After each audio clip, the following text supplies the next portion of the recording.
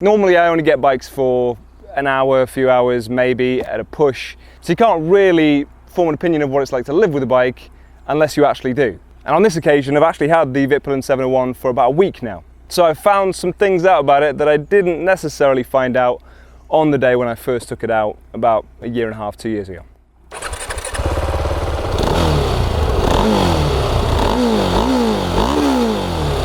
Firstly, this is the brand new 2020 version, as you can tell from the very flashy colour scheme.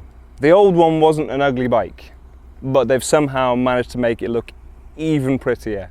Obviously beauty is in the eye of the beholder. You'll have your own opinion on that. I just personally can't get over this particular shade of blue. It looks really nice in the flesh. And when I went out with Rob, the nice thing about having somebody else lead the way on this bike is that it is absolutely stunning from the rear. If I had to figure out the reason why that is so appealing, I think it's just that it looks so clean. Aided obviously by the fact that it is solid white, although I can see now with my naked eye that might well mark easily. So you'll have to stay on top of keeping that clean, especially since it draws the eye as much as it does. One of the other big additions for this particular version is that obviously it has the spoked wheels as well. Slight concern normally with spoked wheels is that they add a bit of weight to the bike and maybe compromise the handling just a tad. Obviously it's been a while since I tested the other version, but I didn't notice any compromise in performance from having those spoked wheels. And if the trade-off is that they look that good, I'll take it. Small concern for me, just for security, is whether or not you can get chain through them, and you can actually. I've got, I think it's 19 millimeters, it may even be 22, but it's a big fat chain as well, which obviously is what you need when you have something that you want to protect, and it will fit through those rear spokes. So that's a bonus for practicality and insurance and keeping your stuff.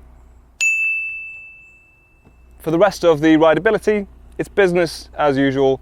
It's fast. It's a big single cylinder, it's a thumper. They have made it smooth for a single cylinder. Having said that, it does want to keep you above 3,500 revs. Otherwise it starts just sort of chugging away, as singles will tend to do. But this one will rev up to, I don't know, 9,000–10,000. It shows 13 on there as an absolute limit, but you're really going to be playing between about 7 and 8, most likely. If you're me, I don't know, you might do it ever so slightly differently. Depends how much vibration you want through your posterior and your hands and the mirrors. It is obviously quite a vibey bike.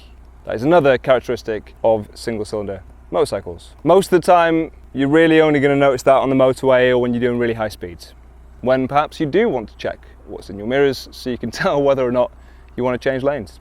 In which case just pinch it and then you can see, and then you'll know if it's safe to move out. Just a little idiosyncrasy of the Vitpilen 701. While I'm here, I should probably continue on with some of the other faults that I've noticed, or faults, things that maybe I didn't get on with. First one I am legitimately going to list as a fault, which is the Easy Shift gearbox. It's ironically named because it is anything but easy. Unless by easy they mean finding neutral when you don't want to find neutral, and then not finding neutral when you do want to find neutral, and having to go to second and find it from second. One time I found it from third and I was moving.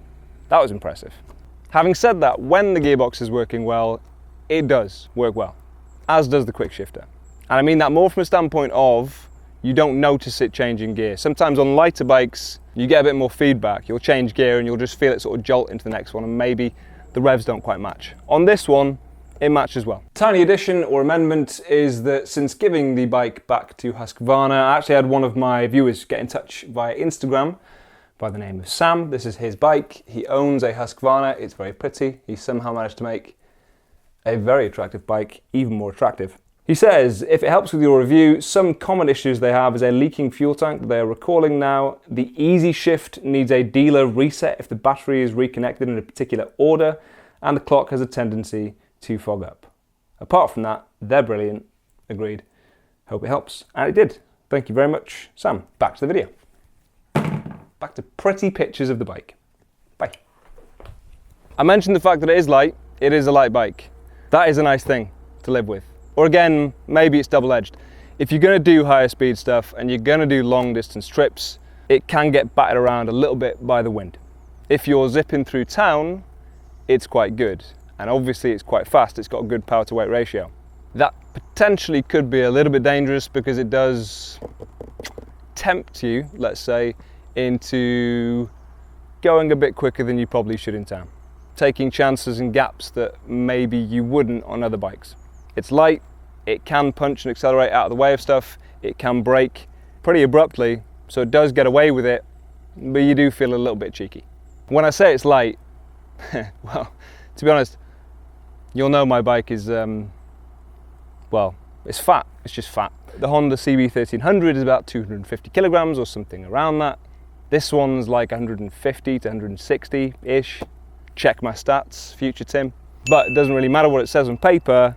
I know what I feel just parking this thing. When you want to sort of do that pivot thing, you're trying to get it around. Honestly, it's feather light. It's surprisingly tall as well, and I think I noticed that when I did take it out, but it's 830 millimeters for the seat height. You can't really, as far as I'm aware, adjust that. It is just this thin little foam seat here.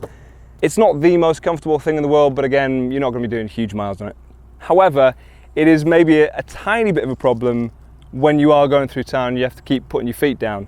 More so in the fact that it's quite a wide seat, I think, because you can feel it just pinching the blood flow in the backs of your legs.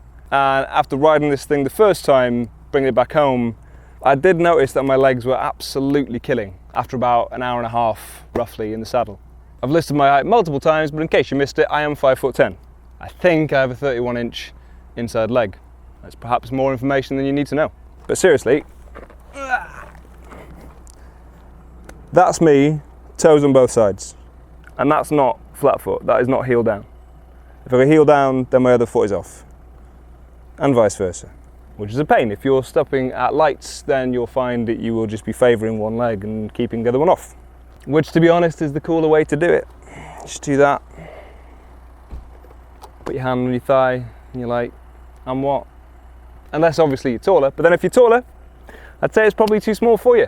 If you're anything over like 6'2", 6'4", it's gonna feel like a toy bike, I think, unfortunately. Which at times it does anyway if you ride bigger bikes, which is a nice thing, as I say, when you are going through town, to feel like it is a cheeky little scamp, which is a very lame way of saying it. You didn't hear that from me, all right? Fuel range is pretty good. You know, simple, boring points, practicalities to bring up, but it's got, I think, 12 litres in the tank. That is teeny tiny plastic tank as well, but it takes nothing to fill it up. It is super cheap to fill up, and I think that gives you somewhere in the margin of around 150, 190 miles, depending obviously on where and how you're riding.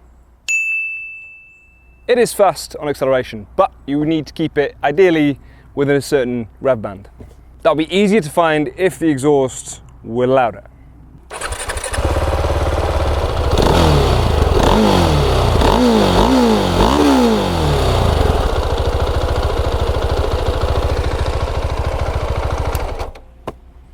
Maybe it was the fact that it was a windy day, but when you are getting a hustle on, I couldn't really hear that much of what the engine was doing. My first indication that I was in the wrong gear is from the little unbalanced chug that you get when you're too low on a single, or from the buzz that you get when you're high in the revs.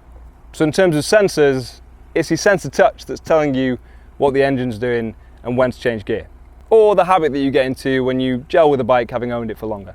There is a balance to be had between being too quiet that you can't hear what the bike's doing, or too loud that it just becomes a nightmare to live with. And then for handling, she responds well. As I mentioned, it's relatively tall. It's got that kind of KTM feel, funnily enough, which just lofts my arse in the air enough for me to feel a little bit far removed from the road, and maybe like I don't want to take the same kind of leans, but then I don't think you need to with this. The weight's pretty central. It's not super low so that you have to get it down to the pegs. For Cafe Racer clip-on style handlebars, they're pretty much in the perfect position. For all the people making their own shed-built Cafe Racers, these are the measurements you take, so that it still looks cool, but it doesn't ruin your back and your neck and your shoulders and your entire riding experience. It's pretty firm. That WP suspension does a good job of keeping it steady without completely breaking your back every bump you go over. It feels much like its KTM siblings, very sharp, very agile, very poised. It's sporty. If I was going to live with this bike, and I could quite happily live with this bike, I would be using it for a lot of carefree town riding, just blasting through town. And actually this does make town riding quite fun, as concerning as that may be, based on the fact that obviously you've got things that you can't account for, like traffic. And then on the weekends, I would thoroughly enjoy taking this thing on some tighter, twisty roads. And when I say that, I mean with the bare minimum of high speed, straight road, boring riding. As little amount of motorway as is physically possible, and even A roads where you've got them wide stretches, it's just not made for it. It's dull, to say the least. There's a road in North Wales near my family home, which honestly I could think this would be absolutely perfect for it. It is just bend after bend after bend, and that is what this is designed for, because it will hold that poise going into the corner, the brakes will slow you down enough leading up to it, and it will absolutely fire out the other end, because obviously it's got that really nice single cylinder kind of torquey punt to drive you forward. Right, I'm gonna get out and melt under this unforgiving sun today. Whew, shouldn't complain, but that is uncomfortable. I'll see you in the next video. Ta-ra.